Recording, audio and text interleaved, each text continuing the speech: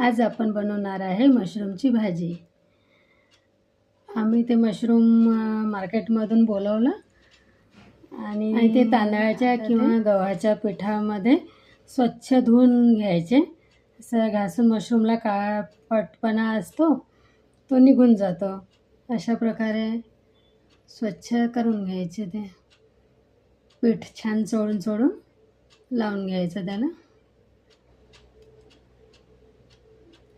सर्व अशा प्रकारे आम्ही ते स्वच्छ धुवून घेतले। आता ते स्वच्छ धुतल्यानंतर एका मशरूमचे असे कांदा आम्ही भाजून घेतलेला आहे आणि इकडे टमाटर, लसूण, अद्रक आता हे सर्व मिक्सरमध्ये बारीक करून घ्यायचं।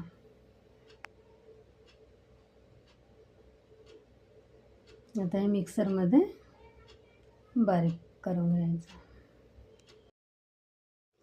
आता हे मशरूम स्वच्छ धुवून झालेले आहे। आता यामध्ये आपण तिखट थोडंच टाकायचं चवीनुसार। तिखट, मीठ, मग भाजीमध्ये तर राहणारच तिखट, तर याच्यामध्ये थोडं टाकायचं। तिखट, मीठ, धना पावडर, जिरा पावडर आणि हे सर्व गरम मसाला थोडंसं मिक्स करून ठेवून द्यायचं। आता तेल गरम झालेलं आहे, त्यामध्ये जिरं टाकायचं। जिरं छान तडतडलं त्यामध्ये आता एक कलमीचा तुकडा टाकायचा आणि 3-4 मिरी टाकायचे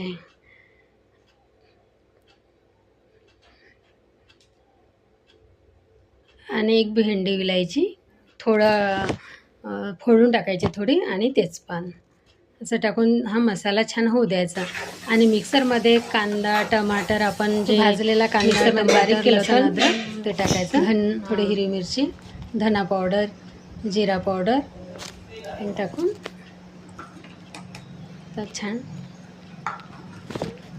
मसाला परतून घ्यायचा।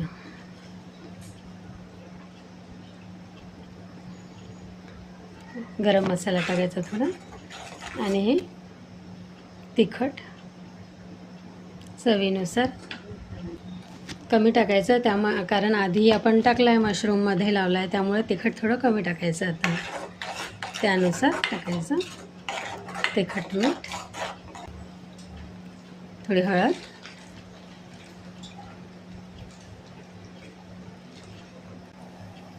आणि हा मसाला आता छान होऊ द्यायचा तेल सुटेपर्यंत। तर अदामधात असं फिरवत राहायचं।